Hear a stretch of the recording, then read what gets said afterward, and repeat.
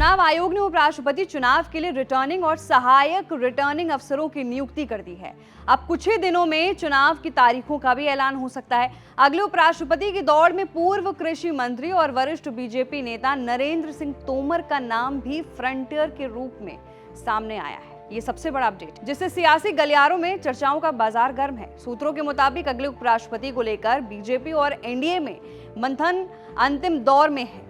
BJP अपने किसी वरिष्ठ और गैर विवादास्पद नेता को इस संवैधानिक पद के लिए चुनना चाहती है, जो संसद के उच्च सदन यानी राज्यसभा के अध्यक्ष रूप में भी प्रभावी ढंग से काम कर सके। इसी वजह से नरेंद्र सिंह तोमर का नाम तेजी से चर्चा में सामने आया है। तोमर क्यों बताए जा रहे हैं फ्रंट रनर, ये सबसे बड़ा सवाल है। मध्य प्रदेश से ताल्लुक रखने वाले तोमर लंबे समय तक कृषि, ग्रामीण विकास और संसदीय कार्य जैसे अहम मंत्रालयों का जिम्मा संभाल चुके हैं। उन्हें संसद में अनुशासन और संवाद की मिसाल माना जाता है। उनकी कार्यशैली को लेकर सभी दलों में सम्मान का भाव रहा है और यही बात अब उन्हें उपराष्ट्रपति पद की दौड़ में मजबूती से खड़ा कर रही है। हालांकि तोमर के अलावा अन्य नाम भी उपराष्ट्रपति पद के लिए चर्चा में हैं। राज्यसभा के उपसभापति हरिवंश नारायण सिंह को भी मजबूत दावेदार माना जा रहा है। जनता दल यूनाइटेड के सांसद 2020 से ही इस पद पर हैं। हरिवंश को मोदी सरकार का विश्वास प्राप्त माना जाता है और उनकी गैर विवादास्पद कार्यशैली उन्हें इस दौड़ में आगे रखती है।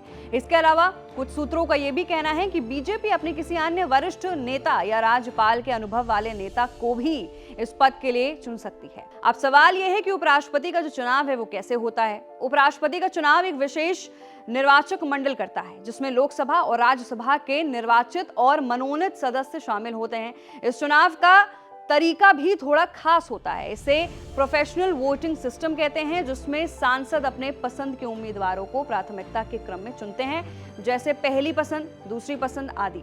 ये मतदान पूरी तरह से गुप्त होती है, यानी किसी को नहीं बताया जाता है कि किसने किसे वोट दिया है। जिस उम्मीदवार को सबसे ज्यादा सांसदों की पहली पसंद के तौर पर वोट मिलते हैं, वही उपराष्ट्रपति चुना जाता है। फिर देश के राष्ट्रपति उन्हें शपथ दिलाते हैं। उपराष्ट्रपति का कार्यकाल 5 साल का होता है, लेकिन ये चाहें तो दोबारा चुनाव लड़ सकते हैं।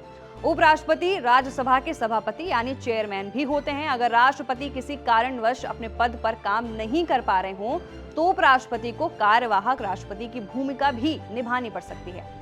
इस तरह से भारत में उपराष्ट्रपति का चुनाव एक संवैधानिक और सुनियोजित प्रक्रिया के तहत होता है, जिसमें संसद के सदस्य अपनी भूमिका निभाते हैं। तो फिलहाल के लिए कहीं ना कहीं जो सवाल अभी सभी के मन में था कि धनखड़ के इस्तीफे के बाद उपराष्ट्रपति कौन होगा, तो कहीं ना कहीं रेस में किसके नाम सामने आ रहे हैं वो हमने आपको इस रिपोर्ट में बताया है। नीचे दिए गए कमेंट सेक्शन में अपनी राय जरूर रखिए।